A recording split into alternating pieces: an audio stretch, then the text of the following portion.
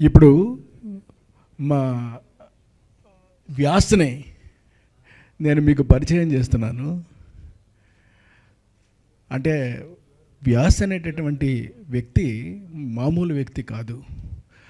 He can do anything, any kind of action, including his fights and including his performance and including his acting and everything what he can do, he will do it.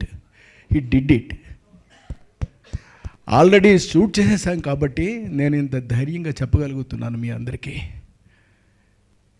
లేకపోతే ఏమో ఏమో అనుకునేవాడినేమో, కానీ ఇతను మాత్రం చాలా Asadhyudu.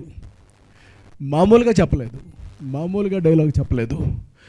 Feel ఎంత extraordinary feel ఇచ్చాడు, and actions ఎంత బాగా చేశాడు, అండ్ పెర్ఫార్మెన్స్ ఎంత అద్భుతంగా చేశాడు. నాకైతే మతిపోయిందంతే.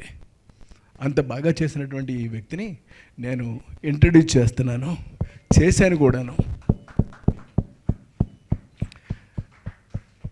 జరుగుతున్నటువంటి సినిమాలో వేదవ్యాస్లో ఈయనే హీరో, విశ్వనాథ్ గారు ఈయన పేరు.